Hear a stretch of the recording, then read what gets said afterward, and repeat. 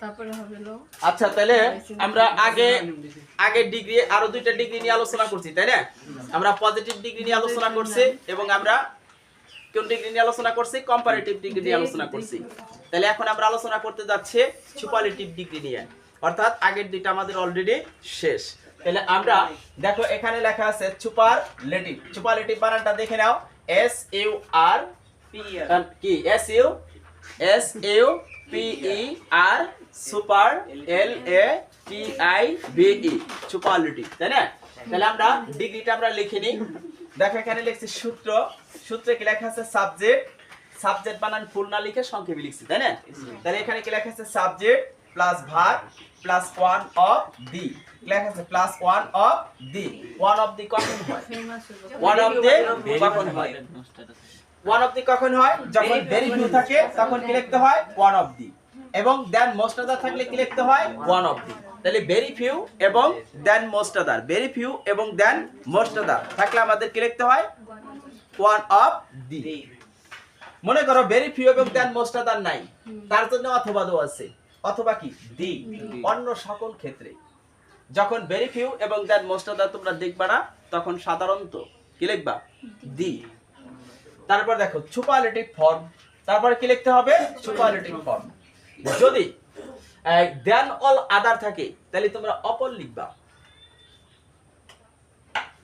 তাই না? এখানে এটা উল্টো হয়েছে লেখা, যে এখানে লেখা আছে অফ অল, যদি তাহলে কি এখানে এটা উল্টা লেখা হয়েছে, লেখাটা অতটা ঠিক নেই, ঠিক আছে?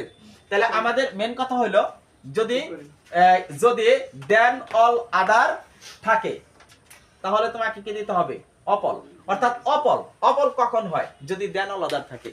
কমা দিয়ে ঠিক করে দিলাম, ঠিক আছে?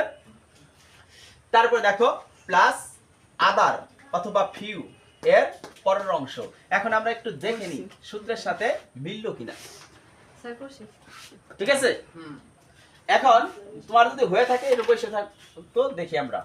দেখো এখানে লেখা আছে he is more famous than all other boys in the class, বা ভিলেজ লিখছি, ক্লাস লিখিনি। এখানে সুপারলেটিভ, ঠিক আছে? এখন আমরা কিভাবে আলোচনা করতে যাব? দেখো প্রথমে কি লেখা আছে? সূত্রে কি লেখা আছে? সাবজেক্ট। সূত্রে কি লেখা আছে? সাবজেক্ট। এই ব্যাকের সাবজেক্ট কোনটা? ই। আমরা এখানে সাবজেক্ট ই লিখে নিলাম। তারপর দেখো সূত্রে আছে প্লাস, তাই দিলাম কে? প্লাস। বোঝানোর জন্য দিচ্ছি। সূত্রে আছে প্লাস, তাই দিলাম কে? প্লাস। তারপরে কি লেখা আছে? ভার্ব। সূত্রে ভার্ব কোনটা? ইজ মানে কি?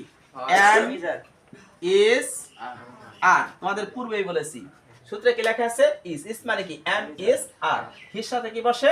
ইজ। তাই এখানে আমরা কি দিলাম? ইজ। তারপর দেখো সূত্রে কি লেখা আছে? One of the.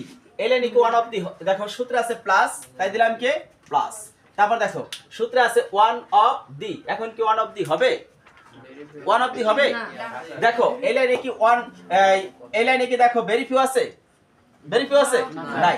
এই লাইনে দেখো দেন অল আদার আছে, দেন মোস্ট আদার আছে? নাই। যদি ভেরি ফিউ এবং দেন মোস্ট আদার থাকতো তাহলে এখানে ওয়ান অফ দি হইতো। তাহলে ভেরি ফিউ এবং দেন মোস্ট আদার নাই, এর জন্য আমরা কি লিখবো? এই জন্য আমরা কি লিখবো? দি। এই জন্য আমরা কি লিখবো? দি। তাহলে গেল কি? He is the. তারপরে কি দেখো? তারপর দেখো সূত্রে কি লেখা আছে? প্লাস, তাই এখানে আমরা কি দিলাম? প্লাস। তারপর দেখো সূত্রে লেখা আছে কি? Superlative form. সূত্রে কি লেখা আছে? Superlative form. এখন সুপারলেটিভ ফর্ম, এখন দেখো এই যে যেখানে মোর আছে তাই না? মোর ফেমাস আছে, এই মোর ফেমাসের কি লাগবো? Superlative form. মোর ফেমাসের কি লাগবো? Superlative form.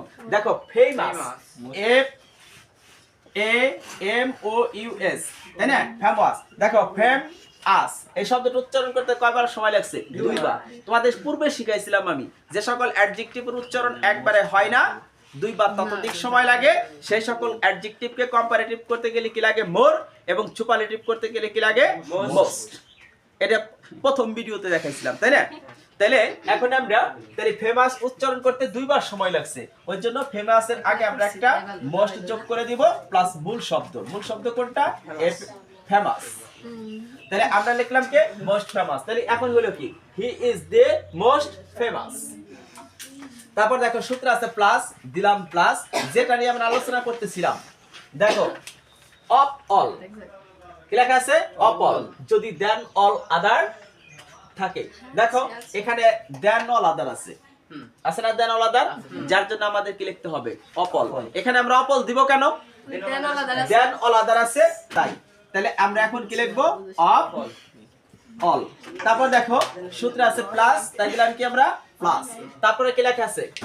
আদার, এর পরের অংশ, এর কোন আদার আছে? এই যে আছে আদার, তাই না? এর পরের অংশ, পরের অংশ কি লেখা আছে? বয়েস ইন দি ভিলেজ, লিখে দাও। Boys in the village, VILLAG। Thank you. Oi, oi. Oi, naquele que você der tudo.